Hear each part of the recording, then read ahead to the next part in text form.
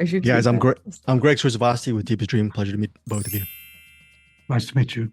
Nice to meet you. So first off, I don't know if you guys saw the final cut. I just really love this movie. Just your initial thoughts on the movie, just visually and the story, because I think it really hits it on all cylinders. We just saw it yesterday, the final cut, and I actually hadn't seen it in quite a while, so I was very much surprised by it again in a very pleasant way. It's yeah, and I would never say that about what I do because I'm very I criticize myself quite a lot.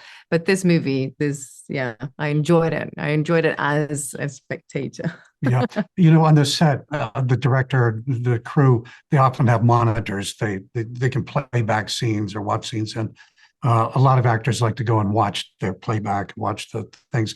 I never do that. Me either. No, so I had no idea what this movie looked like until I went into the movie theater and saw it. I was completely knocked out by how beautiful this movie is. Can you guys talk about working together? Because I thought the dialogue between Francesca and the Archbishop was great because both of them have very valid points as far as their point of view on society and how they want to go through their respective journeys. How did you guys prepare for those scenes? Because I thought they were really well layered dialogue and conversations that you guys had. I think we just worked really well together. We didn't know each other before. No. So the moment we first met, it was right on set just before shooting, right? Right. Yeah. Yeah. Yeah. Well, it helps to have a fantastic script. If we don't have that to start with, then there's not much to go from. But one of the things I love about acting is when you're working with somebody who brings you to life, just being in their presence, and that's what it's like with her. Is she brings two actors around her to life. It's a mutual feeling. Yeah, it's very mutual. Yeah.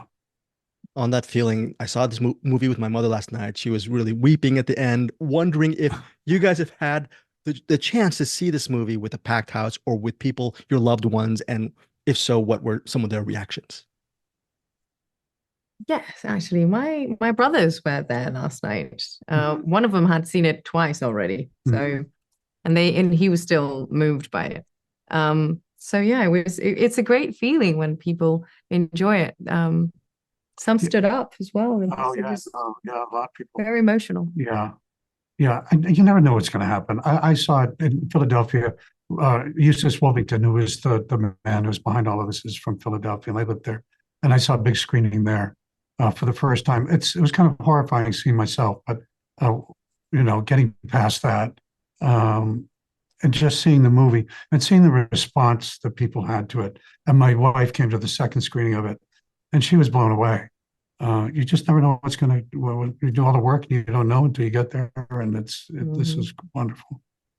Okay, final question. Just after watching Cabrini, can each of you just recommend to our listeners and viewers a movie from your own resume that you feel is underrated, overlooked, that you would like people to see? So just from both of your bodies of work. Oh, I don't know. Well, I have a lot of independent movies I've done. Movies like The Green Mile, they don't need any promotion. People love that movie.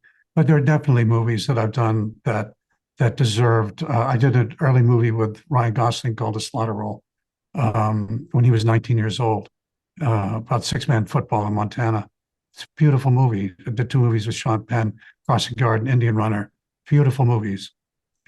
So for me, it's a different story because being Italian, so many of them are actually Italian movies. I could name Gomorrah, which is it is in the States available, and many people actually don't know it. It's still quite a niche sort of product, and maybe I would be very proud for people to catch up on it because it's about real things, real events, and things that I've not directly but almost directly witnessed myself. So I would invite them to watch it. It's an amazing series. Yeah. But yeah, there are other films, but they're more like Italian movies. I love Gomorrah. Just whether it's Gomorrah or Cabrini, what is the key for you to stay in the moment, no matter what scene you're working on? Is there an unlock as far as staying in that moment as an actor? I don't know. It's always a different thing, always a different thing. But I